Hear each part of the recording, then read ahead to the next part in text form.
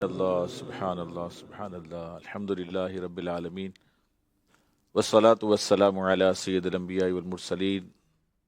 مدنی channel کے ناظرین، الحمدللہ ہم پروگرام محفل نعت میں حاضر ہیں، اور اس پروگرام میں جیسا کہ آپ کے علم میں ہے کہ ہم حمد باری تعالیٰ، نعت مصطفیٰ صلی اللہ تعالیٰ علیہ وسلم بھی سماعت کرتے ہیں، اور ساتھ ساتھ کچھ نہ کچھ مدنی پھول بھی ہمیں اس پروگرام میں ملتے ہیں۔ تو آئیے چند مدنی پھول بھی اس پروگرام کا حصہ بنا لیتے ہیں، شامل کر لیتے ہیں اچھی اچھی نیتوں کے ساتھ۔ میں بھی نیت کرتا ہوں اللہ تعالیٰ کی رضا کے لیے یہ مدنی پھول پیش کروں گا، اور آپ بھی رضا الہی کے لیے سننے کی نیت کر لیں۔ فرمان آخری نبی صلی اللہ تعالیٰ علیہ وآلہ وسلم، قیامت کے روز اللہ پاک کے عرش کے سوا کوئی سایہ نہ ہوگا۔ 3 شخص اللہ پاک کے عرش کے سائے میں ہوں گے۔ عرض کی گئی، یا رسول اللہ صلی اللہ علیہ وسلم، وہ کون لوگ ہوں گے؟ ارشاد فرمایا، وہ شخص جو میرے امتی کی پریشانی دور کرے، نمبر 2 میری سنت کو زندہ کرنے والا، اور نمبر 3 مجھ پر کثرت سے درود شریف پڑھنے والا۔ صلو علی الحبیب صلی اللہ تعالی علی محمد صلی اللہ علیہ وسلم، صلاۃ و سلام علیک یا سیدی یا رسول اللہ۔ مل کر کھانے کی برکت۔ مسلمانوں کے دوسرے خلیفہ حضرت سیدنا عمر فاروق رضی اللہ تعالی عنہ روایت کرتے ہیں کہ سرکار مدینہ صلی اللہ تعالی علیہ وآلہ وسلم کا فرمان برکت نشان ہے کہ اکٹھے ہو کر کھاؤ، الگ الگ نہ کھاؤ، کہ برکت جماعت کے ساتھ ہے۔ حضرت وحشی بن حرب رحمۃ اللہ علیہ اپنے دادا جان رضی اللہ تعالی عنہ سے روایت کرتے ہیں کہ صحابہ کرام علیہم رضوان نے بارگاہ رسالت میں عرض کی، یا رسول اللہ صلی اللہ علیہ وسلم، ہم کھانا تو کھاتے ہیں مگر سیر نہیں ہوتے۔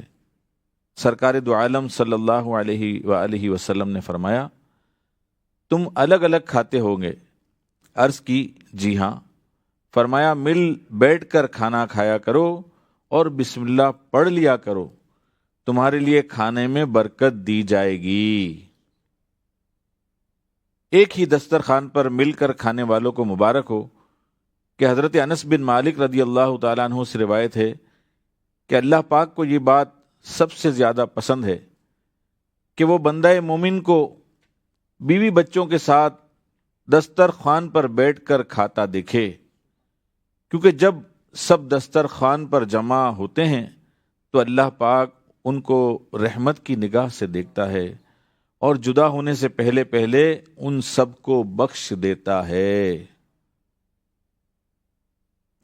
حضرت جابر رضی اللہ تعالیٰ عنہ فرماتے ہیں کہ میں نے نبی کریم صلی اللہ تعالی علیہ وآلہ وسلم کو فرماتے سنا، ایک کا کھانا 2 کو کافی ہے، اور 2 کا کھانا 4 کو، اور 4 کا کھانا 8 کو کفایت کرتا ہے۔ پیارے پیارے آقا مدینے والے مصطفیٰ صلی اللہ علیہ وآلہ وسلم کا فرمان کفایت نشان ہے کہ 2 کا کھانا 3 کو اور 3 کا کھانا 4 کو کافی ہے۔ مشہور مفسر حکیم الامت حضرت مفتی احمد یار خان رحمۃ اللہ تعالی علیہ اس حدیث پاک کے تحت فرماتے ہیں کہ اگر کھانا تھوڑا ہو اور کھانے والے زیادہ، تو انہیں چاہیے کہ 2 آدمیوں کے کھانے پر 3 آدمی اور 3 کے کھانے پر 4 آدمی گزارا کر لیں۔ اگرچہ پیٹ تو نہ بھرے گا، مگر اتنا کھا لینے سے ضعف بھی نہ ہوگا، یعنی کمزوری بھی نہ ہوگی، عبادات بخوبی ادا ہو سکیں گی۔